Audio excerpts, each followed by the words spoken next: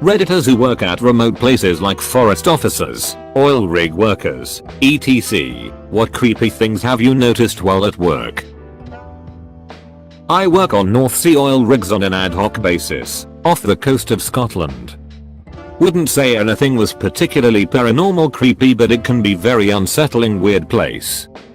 Fog can come rolling in out of nowhere, and other rigs you can see off the sides can disappear in front of your eyes.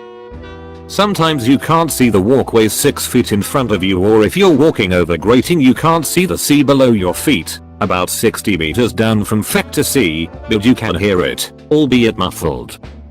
The fog can roll in over the course of a few minutes too, so a perfectly clear day becomes pea soup. You can also feel the rig moving, swaying on high winds, rough seas. Even though it's a fixed leg platform. Very unnerving to feel your office swaying when it shouldn't be. My last trip was my first ever night shift, and I found it particularly unsettling as you've got the background noise of the plant, but I walked around the whole rig without seeing another living soul for the whole shift. Usually there are about 130 people on board, although smaller rigs have smaller head counts. Usually once a trip I'm hit by this awareness that you are just very isolated and in the middle of nowhere. Most rigs I've worked on are an hour's chopper ride from land. So if things go wrong it can escalate very quickly. The ocean itself is terrifying. Thinking of the Draupner wave, a 90-foot, 30m, Rouge wave hitting an oil rig, damaging it but not irreparably. Then you have the RRS Discovery off Scotland recording 90+ FT Rouge waves. Before those you had things like the Ocean Ranger, North Atlantic, 1981. A semi-submersible mobile offshore drilling unit sank with all hands in storm seas of 55 feet, 17m, to 65 feet, 20m, after a wave higher than 28 meters, 92 ft, flooded the platform's ballast control room, although there has been no official suggestion that it was caused by a rogue wave. Imagine just being obliterated without warning by a wave. I've been rolled by some serious waves, maybe barely 2 meters tall. Water is so heavy I can't imagine much could withstand 30 meters worth of water hitting you at once.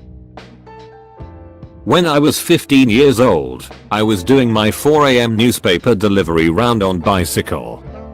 I was driving into the garden of this one subscriber where I saw 2 guys with flashlights looking through the windows of the house. I was a bit in shock and just said, "Good morning guys." They were just as much in shock, and an awkward silence followed. I tried to break the silence by asking if I could pass them to deliver the newspaper through the door. One of the guys said the person living in that house did something to his family and they took it as an opportunity to get away in their car that was still running. When they were gone I rang the doorbell at the house to tell them what happened and they should keep an eye out. This is how you end up like that kid in Breaking Bad. I work as a polar bear guard. As in, I escort people across tundra and mountains and protect them from polar bears. I once saw a snowman totem with reindeer antlers coming out of his head. It was deformed, full of bullet holes and rather creepy. Even knowing only a little about polar bears, that sounds like it can be a terrifying job. What was your closest call with a polar bear? Used to be a supervisor for a janitorial company, and a couple times a week I had to go to a middle school and clean their hallway floors and gymnasium with a Zamboni type vehicle that mopped and scrubbed the floor. When I was there I had the whole school to myself. Used to get finished quickly and go to the library and read while eating my dinner. Well, one morning after being there, I get a call from school security and they want me to come in. When I get there I see a police car too. Oh, I think. They ask me a few questions like, did you notice anything out of the ordinary or strange while you were here last night? No, I hadn't. Usually have headphones in. Security then shows me camera footage of someone breaking into one of the classrooms while I was riding the Zamboni not far away. I was there for another 2 hours. Nothing was stolen. But the worst part was they didn't have footage of the person leaving. They didn't go out the way they came in, and police had to sweep the entire school. Never did find out what happened with that one. We were wrapping up for the day in northern Canada. I am fueling up the side boom. I'm all by myself at this point cause I was tired of listening to the laborers whine of the cold, so I told them I would take care of the rest. Think bulldozer with no blade but a giant metal boom on the side that we use to razor and lower pipe. It's February, so pitch black. I keep hearing some weird sound. I can't quite hear it cause the pump is too loud. I search around a couple times and see nothing. I get in the truck and take off, drive past the front of the side boom to see a cougar sitting on top of a dirt pile 15 feet away. The damn thing was just watching me there and probably could have ended me without me even realizing it. I've never seen a cougar in the wild before, and it's hard to understand just how big they are and how powerful until you see one up close.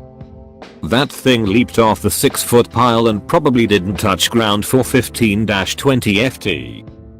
It's terrifying to think something so big and powerful could just be sitting there deciding if they want to make you dinner. I've been fishing out in the Gulf of Mexico where they have some oil rigs. This rig wasn't being used, from what we knew, so we would get pretty close to it to fish for red snapper. While we were out there, we could have sworn we heard screams of a woman over and over. It was some mess, but the explanation was the wind making the noises as it blew through the rig. Well, that's what we were told, but it totally creeped us the frick out. Rigs can make pretty scary noises. I had some shifts on a satellite platform and the wind would make scary noises at night. Working late at night on a remote mine site, changing out a switch in a substation on the edge of the pit. Just me and a quiet room full of gently humming transformers.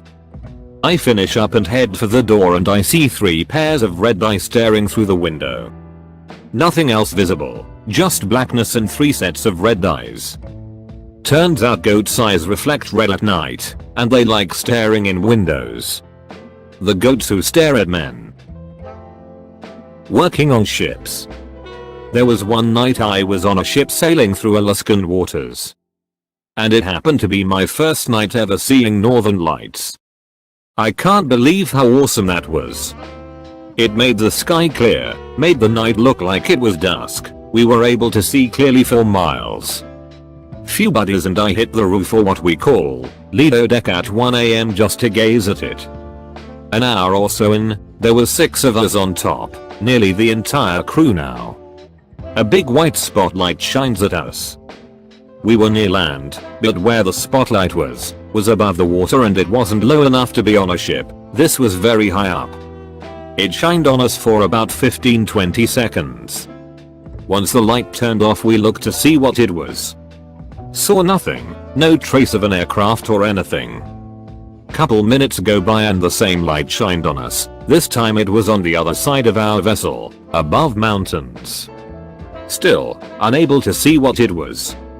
We all saw it. We all have never seen any aircrafts hovering above these waters, especially at 2 AM. We don't know what it was. We think it might have been some sort of silenced aircraft the military was probably doing drills or something. But anyways, that was one of the weirder things to happen out on the ocean. Meanwhile, a drone operator stationed somewhere in Germany snickers. Spent a summer in Wyoming going to BLM land and other remote locations collecting data on bats and herpetofauna. Heard a lot of weird noises like mountain lions screaming, deer snorting, what sounded like owls fighting. Woke up one morning to find 2 bull moose sleeping 20 yards behind my tent. All of this was part of the job until one night a truck was driving towards us when we were on a BLM square in the southwestern part of the state. The truck was going overland, no road, and was slowly driving at us. It stopped about 100 yards away, turned off the lights, and we could see a person get out. They walked a full circle around us at 100 yards away, got back in the truck and turned around. This was after dark and this shadowy figure did a complete circle around us. You could hear them walking through the sagebrush and I'm sure they could hear us talking. We packed up after that and drove to a hotel an hour away. I called the office and told them I was taking a gun when we went back out. Didn't like having the bear mace as our only defense. Edit. BLM stands for Bureau of Land Management. You were probably just on some BLM land that someone had land rights to, and they weren't notified BLM people were going to be on their land. Certainly a creepier approach than when I've ran out to see who's on the land, but to each their own. Some friends and I were fishing a small pond just after dark for catfish.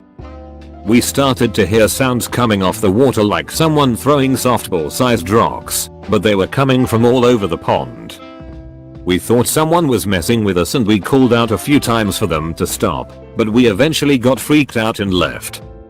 Cut to a few years later, I'm fishing a different pond and hear the same sound. Turns out it was a beaver slapping its tail on the water to drive me from its territory. When beavers become problems in rivers, they relocate them to ponds in town. Sounds like the tail slapping worked. I used to work in the Gulf of Mexico on oil rigs for years, and it may not exactly be creepy, but I found it really unsettling. In deep, open water, the water itself is really clear, so everyone can plainly see all the tuna and barracudas hanging around the rig waiting for the onboard cook to throw off whatever food waste he needs to. Every once in a while a huge great white shark would swim up from underneath and snatch a tuna, and it really took like less than a second. They're really scary. I worked for a guy that spearfished underneath the rigs out in the Gulf. He said it was perfect since there were tons of fish underneath, and the sharks would never go between the legs, just wait for a fish to leave. Plus the view was amazing, looking down and seeing nothing but abyss. He loved it. I can only imagine how scared I would be. I spent some time in the peat swamp forests of Borneo studying wild orangutan. We would go into the forest very early around 4 AM. One morning there was a clouded leopard on the trail we used to enter the forest. It was just crouched there watching us. We shouted, tried to act big. One of the indigenous people we worked with even took out his slingshot and shot rocks at it. He missed on purpose, just trying to scare it off. It stayed there for a good 5 minutes watching us before it slowly walked into the thick brush off the cleared trail. When we walked by, I shined my light to where it had walked to and could clearly see a pair of reflective eyes only 3 meters away, crouched watching us pass. Creepy, but also incredibly cool to see one in person for how critically endangered they are at it. Since I've got quite a few requests for pictures, I just posted a picture I took of a baby orangutan named MacLeod. These were wild orangutans. We tried our best to keep our distance and never tried to touch them. The goal was to observe them while trying not to affect their natural behavior. That being said, over my year there I did get charged by one of the big dominant males in the area on 3 separate occasions, which is its own terrifying story to tell another time. He never did touch me, but sure scared the hell out of me and made me run at it, since a lot of people are asking. I am American who studied biology in college. How I got this job was a combination of luck and preparation. I worked my butt off in college and had field experience, and then we had a guest speaker one day who is a big name in orangutan conservation research talk to us.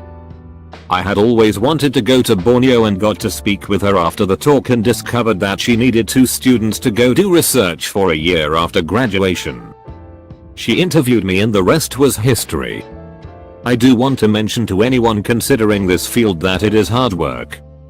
We would wake up at 3:30 AM. Spend 14-15 hours in a swamp forest following wild orangutans, taking data every 2 minutes. It was hot, humid and tons of mosquitoes. No communication to the outside world except on our days off, where we could take a 15-minute walk to a tree stand where we could sometimes get 1 bar of service to send a few WhatsApp messages to family. The camp was only 15ish people and we would spend 2-4 months there at a time before going back to the city, Palangkaraya, to bring back samples. The location of this research was in central Kalimantan, Borneo. That all being said, it was an amazing experience, of course. Saw animals and insects that just blew my mind and I miss it all the time.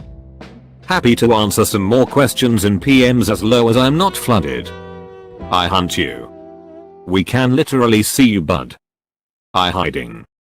Go away, cat. Shoo. You're not fooling anyone. I stealthy.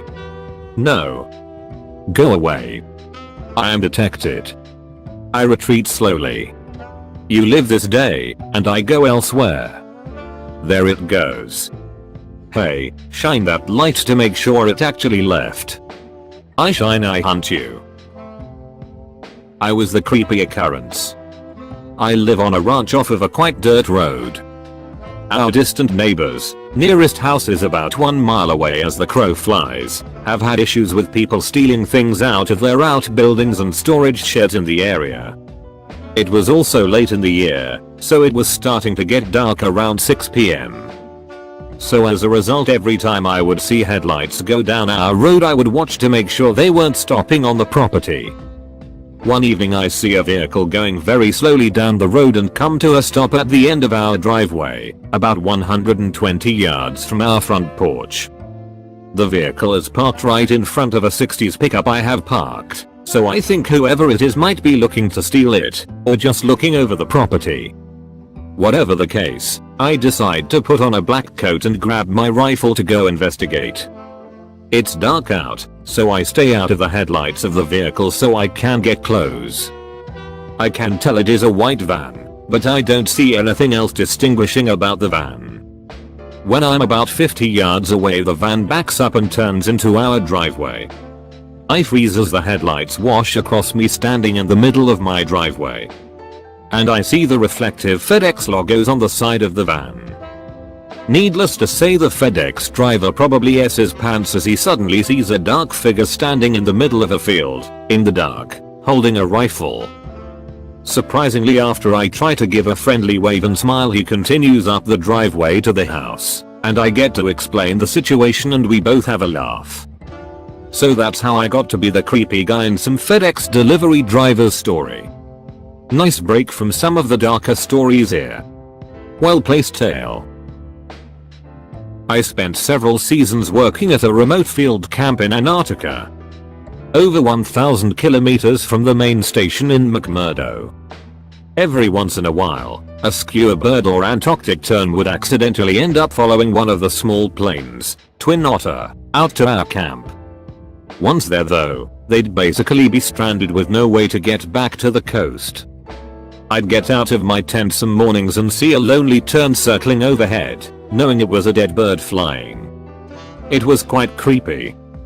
Along these lines, when birds, or seals, do die down there, it's so cold and dry that their bodies don't decay either. They essentially mummify. Outside McMurdo at Scott's Discovery Hut, there is still a perfectly preserved seal carcass from 1912 sitting by the entrance of the hut. Edit, dang. This kind of blew up. Been working all day and just getting back on now. The short answers to some of your questions are, I think it's that the birds more follow the contrails than the planes themselves, but I could be wrong. I just know from the various camp managers and other scientists down there, particularly biologists, that told me once a tern or skua gets that far away from the coast, they're basically toast due to lack of food and temps. I have some old pics from my 2008 to 2010 deployments. But only as partial albums in an old Flickr account. Knock yourselves out if you really want. Any album with Wace in the name was from Antarctica. https://www. Flickr.com photos. John Faggy albums. How did I get down there? I was in graduate school studying glaciology, paleoclimatology, and in some sense, geophysics. I deployed as part of a big NSF grant to extract and study an ice core record. I actually went back in 2015 to South Pole to work on that core as well. Last year, I deployed on a research ship off the coast of West Antarctica as part of an ocean sediment core team. Which was also quite interesting. You can get down there as a tourist as well, CAL expeditions, but it'll cost you over $10,000. The most amazing place I visited was the area around Union Glacier to work on remote seismic and GPS stations.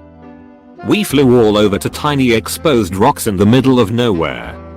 It was quite surreal. Most of those pics are here, https://www. Flickr.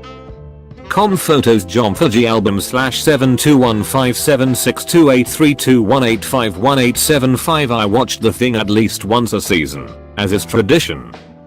My little claim to fame factoid is that technically I was the first person to reach the South Pole in 2016. I went out to the marker at midnight on the 31st of December, 2015. Which also brings up the somewhat eerie notion that while at the South Pole, literally every person alive or dead is north of you, except for maybe astronauts on the ice. While at South Pole, I successfully completed the first every 50-mile running ultra marathon in -40°C temps. It was insanely stupid, but still kind of fun. See also here, https://www. YouTube.com watch.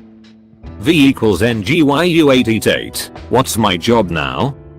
I still do research, but now I mostly teach at a university and work with grad students. See here, https://johnfedgy. Weebly.com. Did I miss anything? This is kind of fascinating. What did you do while in Antarctica? Not my story, but a close friend. He used to deliver newspapers in his Jeep CJ7, which was lifted and had long throw headlights for when he would go camping off-roading in it. He would be up as early as 3 AM to do his rural route, so he would be alert for deer and other wildlife that might try to cross the road in front of him. He was also big into cryptozoology. He believed in Bigfoot and other cryptids, so his mind was in that zone a lot on those mornings. One early morning he was driving slowly through a curve alongside a pasture when he heard an inhuman wail. He slowed down, and as he came out of the curve his headlights lit up a pair of eyes that had to be 10 feet off the ground. He stopped, backed up and tried to get his lights to illuminate whatever it was. He heard the wail again coming from the direction of the eyes, and he started freaking out, thinking he finally saw Bigfoot. As he was scrambling for his camera, his eyes adjusted enough to realize what he was actually looking at. The eyes were a bull's, and they were high off the ground because the bull was currently mounting a cow, which is where the wails came from. Our friend group ribbed him incessantly for that over the years, and anytime one of us would see him we'd ask if he found Bigfoot yet. Edited for clarity, since some people thought my friend and or his Jeep was mounting the cow. That is hilarious. Spent a summer doing conservation work out in the absolute middle of nowhere in Wyoming. Was part of a crew that would spend 2 weeks camping in remote places to do manual labor in places machines couldn't get to. For this story, we were building new biking trails in the back portion of a designated wilderness area in a high altitude desert. This means that the nearest civilization was a 2-hour car ride to a town of 41 people in a sandy soil area where tracks last forever. It was the middle of our stint during the early part of the night where everyone else had gone to bed, but I stayed up to read, so maybe 11:30 or so. Still pitch black outside, clouds had covered stars. So my headlamp was probably the only light on in a 40-mile radius. Suddenly I hear footsteps walking around our camp and head towards the tents from where I was in the community tent. That sound immediately put me on edge as I felt the hair on my arms raise and my adrenaline spike. I recall thinking to myself that two things are very wrong, since the person was not using a light to see and the footsteps were not coming towards me from the tents, rather it was the opposite. Within the 4 seconds it took me to drop my book, get up, and turn the corner of the tent to cast my light on the sleeping tents. The sound had stopped, but I saw tracks in dirt before me. Looked like they came from one end of camp, looked into my tent, walked through the sleeping tents and kept going out of camp again. I don't know if I was making too much noise or not by walking around, but the rest of my crew ended up waking up and asking me what was going on from inside their tents. After explaining what I found, they all got up to look at the boot prints in the dirt. They were damn near perfect copies of my own boots, except for one small thing. I had a rock stuck in my treads that messed up the symmetry. I was wearing fairly common work boots, except I also happened to wear US size 15 double wide boots, so there was no way in hell this was one of the other crew members. I don't think any of us slept much that night. Never saw or heard anything more after that night. A light rain removed the tracks a couple days later, but I do remember none of us were willing to step on the prints themselves and choose to step over them like cracks in the sidewalk. Recommend any good conservation companies to work for? I've worked in Canada's north for a few years now in oil and gas. It's pretty creepy when during night shift you realize a moose has just been standing at the tree line staring you down for an unknown length of time. Or finding bear tracks crossing the tracks you just made 5 minutes ago. Honestly, the silence of a snowy forest in the dead of night 100th of km away from anything is pretty spooky. When your only contact to the outside world is a radio channel nobody's listening to, you feel pretty alone. Might as well be in space. My mom used to live in a small town in the Cascade Mountains and worked as a forest ranger. The creepiest thing that happened was when the oldest male ranger kept hitting on her and trying to get her to come home with him. Not very out of the ordinary, but many years later after she left the town she found out he had been convicted of manslaughter and had killed a young female ranger right before she got hired. She would have probably been his next target. More than 148 children. My parents live pretty far back in the country and have one neighboring house. The neighbors would let their basset hound outside for about 10 minutes to use the bathroom every morning. One morning they let him out, and he didn't come back inside. After a couple minutes they walked out to his favorite bathroom spot, and found his head.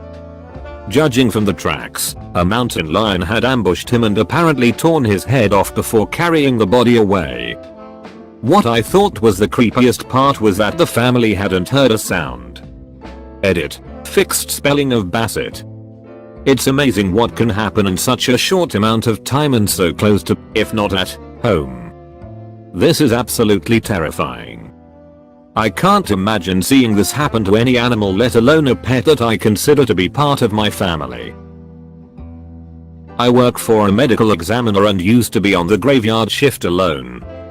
The first night I was on at midnight on the dot our air system shut off, which caused the vents to warp. That S sounded like somebody running through the vents in the ceiling on all fours.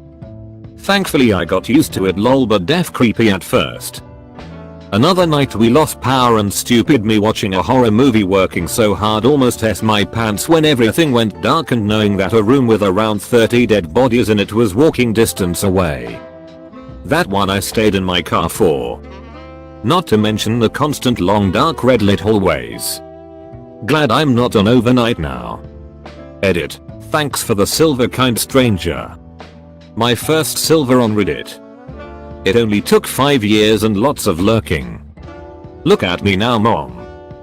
I consider myself to have pretty good resolve and the ability to deal with that type of stuff, but I don't blame you for sitting in your car.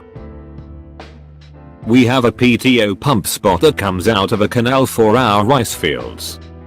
When I was like 12 years old, my uncle found 2 bodies dumped in the little sump area where our pump sat. Both of the ladies that were dumped there had the same tattoos, so they think it was gang related, but it was 45 minutes away from where that gang operated. I still look in the hole every time I go by there, and that was 20 years ago. 45 minutes away from where the gang operated sounds exactly where a gang might dump some bodies though. Thank you for watching. Don't forget to like, subscribe and leave a comment.